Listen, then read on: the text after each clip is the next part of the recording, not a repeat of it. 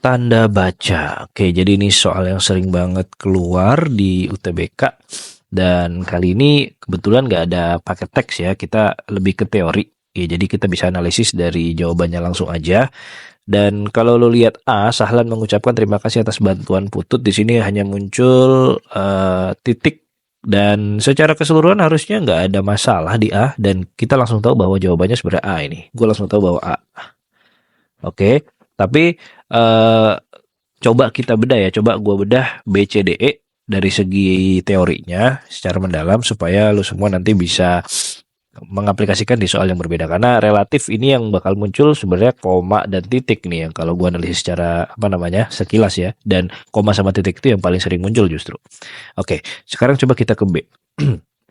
Di B itu kalau kalian bisa lihat di sini muncul koma sama titik. Titiknya sebenarnya nggak ada masalah ya, karena dia mengakhiri kalimat deskriptif. Balik lagi berarti permasalahannya di koma ini. Apakah koma ini benar? Nah, dua koma seperti ini lu semua harus tahu atau kenalan. Salah satu kaidah tanda baca koma itu nanti gue cantumin itu untuk mengapit namanya keterangan tambahan atau aposisi. Oke, bagi lu yang belum pernah dengar aposisi, sebenarnya gampangnya gini kalau gue. Aposisi itu adalah tambahan yang dapat dihilangkan.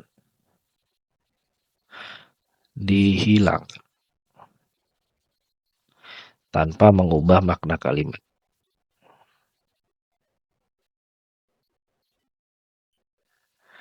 Makna kalimat. Ya, tambahan yang dapat dihilangkan tanpa mengubah makna kalimat. Jadi contoh misalkan gini. Gue punya kalimat Rani, adik Andi, sakit.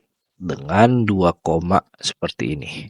Nah, kalau misalkan gue kasih pertanyaan, kira-kira berapa orang sih yang sakit di sini?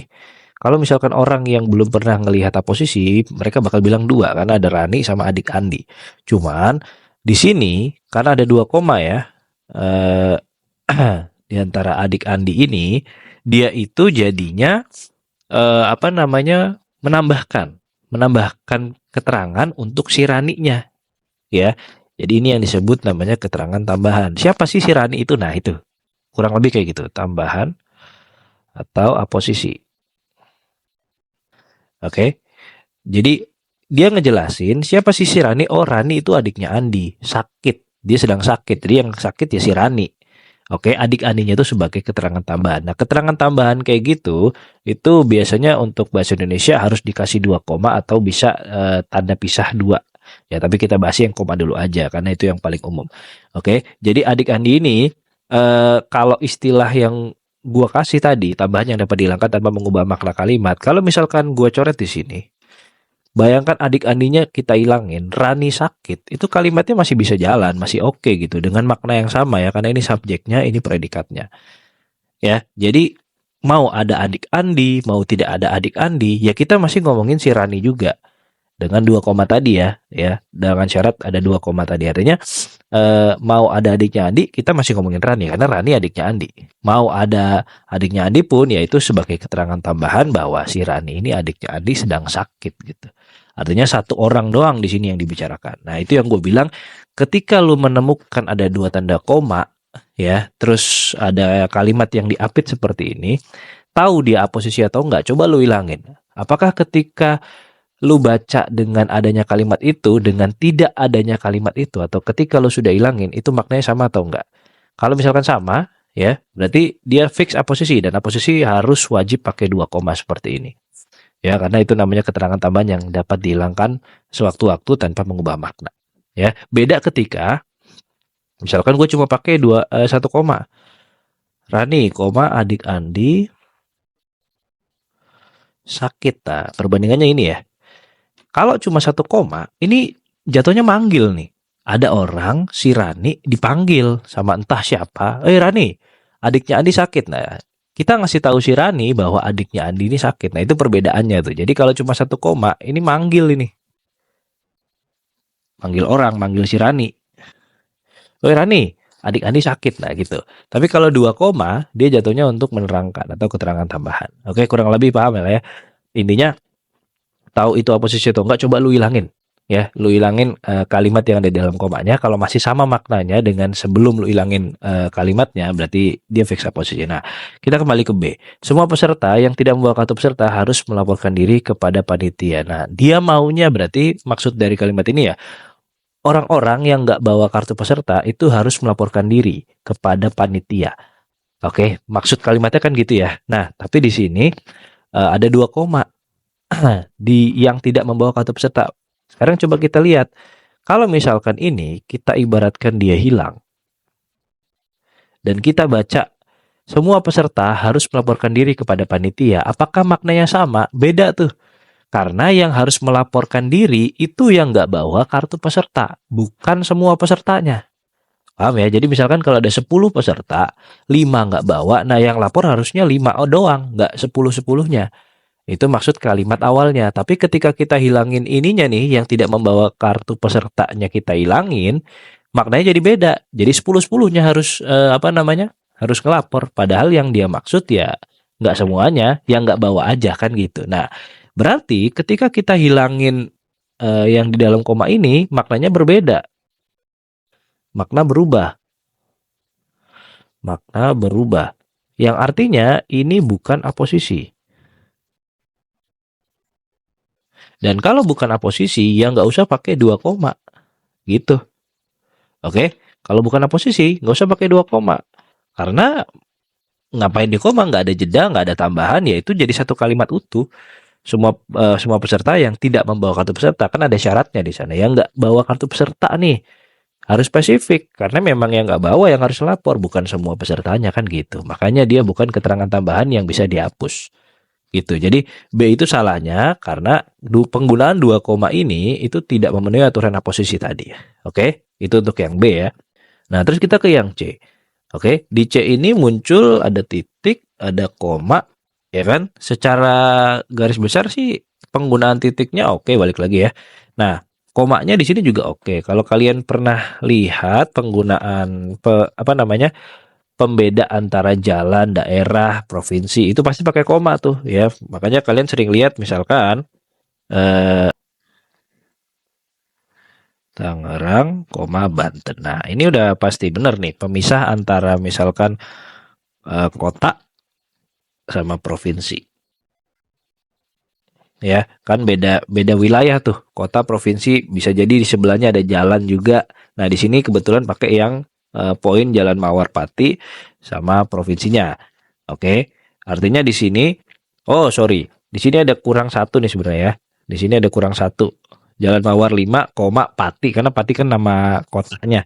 Jadi di sini dibagi jadi 3 ini. Jalan, kota, sama provinsi gitu. Jadi komanya kurang satu di setelah 5. Harusnya Jalan Mawar 5, Pati, Jawa Tengah. Nah gitu tuh. Oke, jadi letak kesalahannya kelihatan satu di komanya kurang. Jadi tanda baca yang salah ini bukan berarti dia cuma udah ada tanda bacanya tapi salah. Bisa juga dia nggak ada tanda bacanya tapi harusnya ada. Nah itu kayak gitu.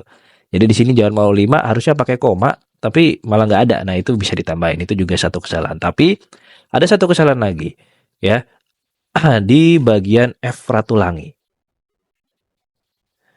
Ya, mungkin yang udah bisa nebak, sesimpel kalian menemukan singkatan di nama orang, yang biasanya tuh paling banyak ya Muhammad tuh. Ya banyak kan nama di Indonesia tuh depannya Muhammad, biasanya disingkat M, ya kan? Nah, M itu dititikin biasanya, ya. Mau M, mau Moh, biasanya titik tuh. Mau Hatta misalkan. Nah, kenapa harus dititikin? Karena memang kaidah singkatan itu harus diberi penyingkatan ya. Beberapa penyingkatan itu harus diberi namanya penyingkatan identik dengan tanda titik. Oke, yang biasanya tuh yang bukan instansi tuh. Kalau kalian pernah sering lihat ya pasti M contohnya, terus Haji, terus gelar-gelar tuh semuanya tuh dia pakai titik tuh ya. Haji, dokter, terus dokter, prof, ya kan, insinyur. Nah, itu pakai titik semua tuh. Karena dia memang penyingkatan. Ya, penyingkatan yang non lembaga biasanya memang pakai titik. Terus yang umum-umum DLL misalkan dan lain-lain, DSB. Dia mau pakai titik. Jadi identik untuk penyingkatan yang bukan lembaga. Kebetulan kan Efratulangi ini kan nama orang ya. Nama orang bukan lembaga, dia pakai titik. Nah, ada singkatan-singkatan yang nggak pakai titik ya, kayak lembaga DPR, DPD, ya kan? Apa namanya? MPR itu karena lembaga ya, dia nggak usah pakai titik, it's okay. Tapi identik untuk yang non lembaga ya, non lembaga. Gua garis bawah di sini, non lembaga biasanya itu pakai titik gitu. Jadi untuk ini kesalahannya ada dua nih, koma tadi sama titik di sini. Di setelah F ini. Ya, kalian mengaca sama singkatan-singkatan yang sudah lumrah aja. Jadi kalau punya nama depan Muhammad itu biasanya M titik. Ya kan, karena mungkin di kertas UN-nya kepanjangan ya M titik aja, ya udah gitu nggak masalah. Ya, itu memang sudah lumrah. Jadi apa namanya? Kalian bisa mengaca ke sana. Jadi C itu salahnya di sana. Oke. Nah, kemudian yang D itu muncul di sini. Sorry, ini gua hapus dikit. Kotanya. Oke, di sini muncul beberapa tanda baca, yaitu koma di sini sama titik di belakang. Nah, balik lagi titiknya nggak masalah. Di sini komanya yang kita permasalahkan ya. Kalau ada konjungsi bertingkat di sini ya, ini namanya konjungsi bertingkat. Oke, konjungsi bertingkat. Nah, bagi yang belum pernah dengar apa sih konjungsi bertingkat? Kalau gua memahami majemuk bertingkat, nah namanya kan kalimat majemuk bertingkat. Itu adalah kalimat yang menggunakan konjungsi bertingkat dan dapat ditukar posisi dan dapat bertukar posisi. Bertukar posisi. Oke, maksudnya bertukar posisi itu gimana? Jadi contoh paling sederhana tuh pakai karena memang ya. Misalkan kayak gini, saya makan karena lapar. Oke, untuk kalimat majemuk bertingkat relatif ya, tapi nggak semuanya. Umumnya tuh dia bisa tuker-tukeran dengan tanpa mengubah makna. Balik lagi. Kalau kalian lihat di sini, saya makan karena lapar, itu bisa jadi variasi seperti ini. Karena lapar, saya makan. Nah, dengan susunan yang berbeda, tapi maknanya tetap sama. Oke, kenapa bisa demikian? Karena di majemuk bertingkat itu ada satu konjungsi yang dipakai namanya konjungsi bertingkat. Di sini karena ini, ya, ini disebut konjungsinya. Oke, dan kenapa bisa tukeran? Karena konjungsi ke belakang itu dalam majemuk bertingkat namanya adalah anak kalimat. Oke, sisanya namanya induk kalimat. Induk sama anak. Nah, mereka tukerannya satu paket tuh. Kadang anaknya bisa ke depan. Terus induknya ke belakang. Ya, tukerannya satu paket. Induk bisa di depan, anak bisa di belakang, anak bisa di depan, induk bisa di belakang. Oke. Nah, taunya dari mana? Balik lagi anaknya ya, konjungsinya cari dulu. Konjungsi ke belakang itu pasti anak. Makanya di sini konjungsinya di depan, ada di tengah. Oke. Kalau di tengah, nah ini juga kaitan erat sama tanda koma ya. Kalau dia di tengah, jangan pakai koma. Tidak koma. Oke, boleh kalian ingat. Kalau di tengah, jangan pakai koma. Kenapa? Gue pakai analogi gini. Induk sama anak, ya pasti induk duluan. Di kehidupan nyata tuh ya induk duluan. Oke, itu sudah sesuai dengan kehidupan nyata. Tapi kalau dia anaknya duluan, tahu dari mana anaknya duluan? Konjungsinya di depan. Oke, ini konjungsinya. Konjungsinya di depan. Jangan lupa pakai koma. Kenapa? Analoginya gini. Anaknya duluan, induknya belakangan, dia durhaka tuh. Kasih hukuman. Hukumannya koma. Nah, itu bedanya.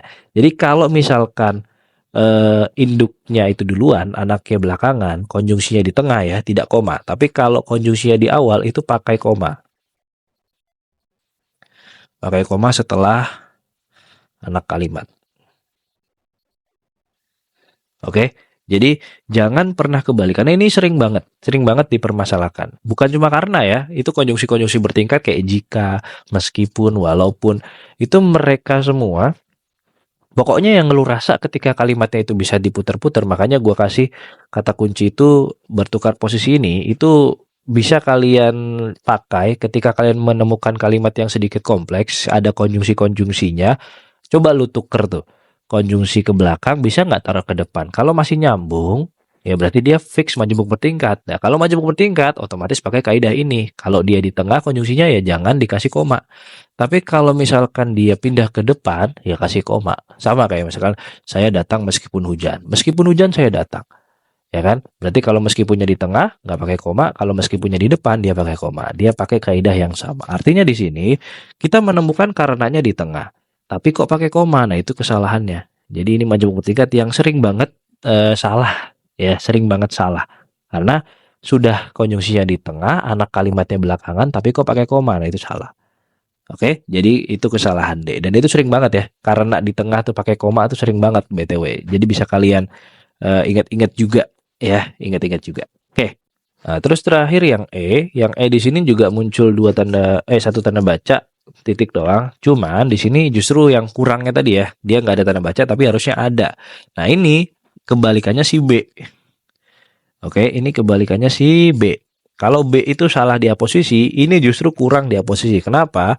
Karena sahabat saya Amin tinggal di Manokwari. Ini harusnya bisa dikasih 2 koma di antara Amin. Kenapa begitu? Balik lagi. Tadi konsep aposisi adalah bisa diilangin tanpa mengubah makna kalimat. Jadi di sini sahabat saya Amin tinggal di Manokwari. Misalkan Aminnya gue hilangin. Sahabat saya tinggal di Manokwari ya. Tetap ngomongin sahabat saya juga, tapi dengan adanya Amin, dia ngasih tahu bahwa oke, namanya Amin nih, tapi nggak menghilangkan esensi bahwa yang diomongin ya sahabat saya gitu. Mau ada Amin, mau nggak ada Amin, nggak masalah, kalimatnya tetap jalan. Artinya di E ini itu yang disebut aposisi. Oke, E ini aposisi. Jadi maknanya tidak berubah. Makna tidak berubah. Gitu. Ketika ada amin, ketika nggak ada amin, dia tetap jalan-jalan aja dengan makna yang sama. Makanya di sini butuh 2 tanda baca koma. Itu yang disebut aposisi. Pemanis lah ya. Pemanis tambahan. Oke, jadi kurang lebih kayak gitu pembedahan gua tentang tanda baca. Ini yang relatif memang sering keluar di UTBK. Boleh kalian kalau mau tanya silakan tanya di kolom komentar. Salam sukses semuanya.